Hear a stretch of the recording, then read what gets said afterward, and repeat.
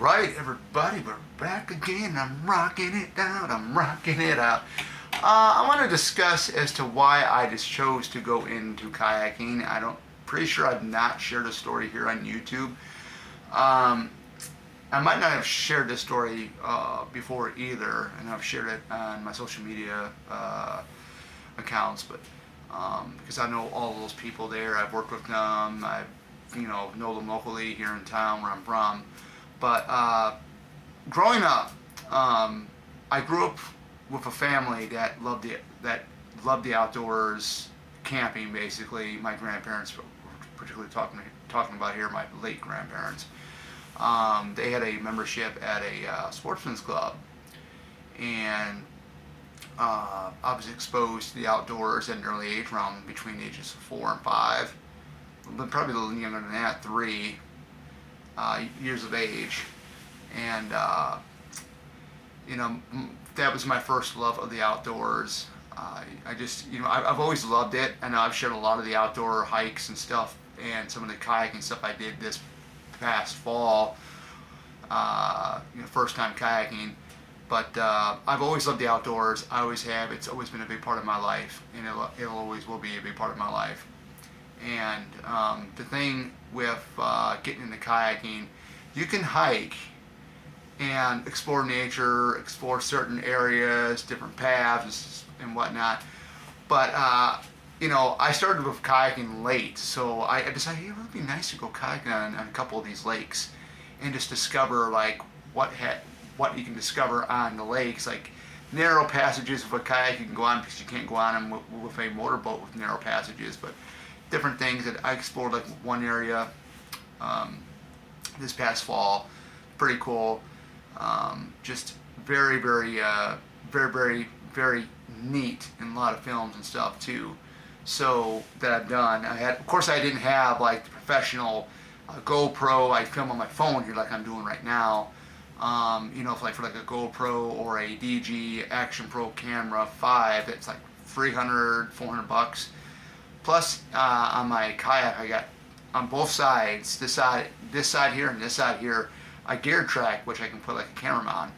Camera mount could be anywhere between 59 to 100 bucks. I'd be spending like 400 bucks. So I actually did a video or a short that I did on my channel here, of rigging up something. I did get a gooseneck, which I will show you here.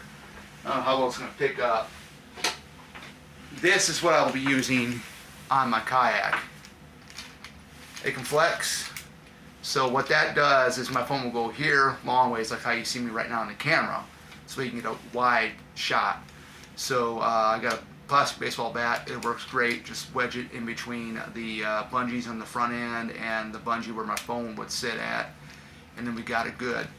But I chose kayaking because I want to be able to explore on the water, different areas that you can't explore on land.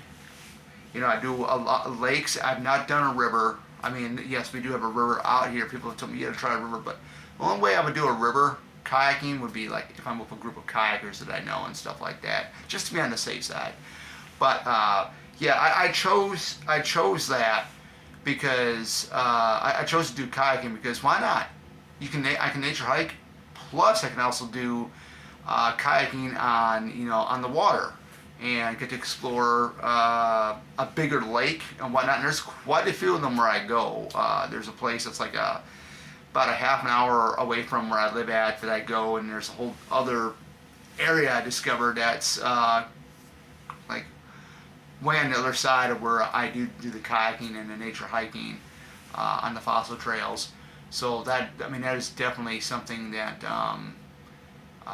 is very, very unique. And I do want to thank 2 guys here on YouTube that if it wasn't for watching their videos, I wouldn't known how to paddle with a kayak. I want to thank Ken Whiting from Paddle Tales and Dan from Headwater Kayaks. I will be leaving their links in the description below so you guys can check these guys out. These guys are really, really good at what they do with kayaks, and just they've done a lot of videos on kayaking, how to paddle, showing off new kayak models that are coming out and stuff like that.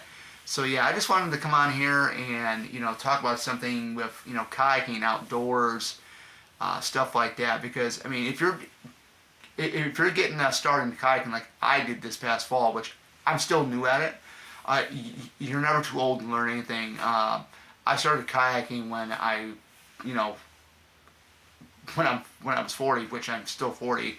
So I started kayaking late in life, but it's a fun hobby. And if you want to know, I'm pretty sure you guys know what type of kayak I do have. I got a sit-on-top kayak, which is very, very easy to get in. It's got scupper holes, so if water gets in your kayak, the waters do drain out. Now, certain kayaks do have certain weight limits. Mine is a 45-pound kayak, and it has a weight limit of 190, I believe, pounds.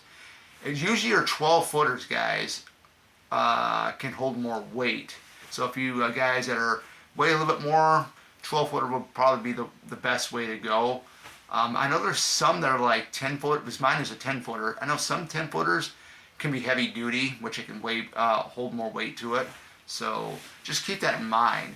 But yeah, further to do, I mean, both of these guys, like Ken Whiting and Dan from Headwater Kayaks, I mean, they'll talk about different things, different paddles. I mean, you name it. So yeah, I'm gonna leave the links to their channels in the description, and you guys can check them out. Without further ado, this is Oracle signing out, and have a great and safe New Year coming up. Take care.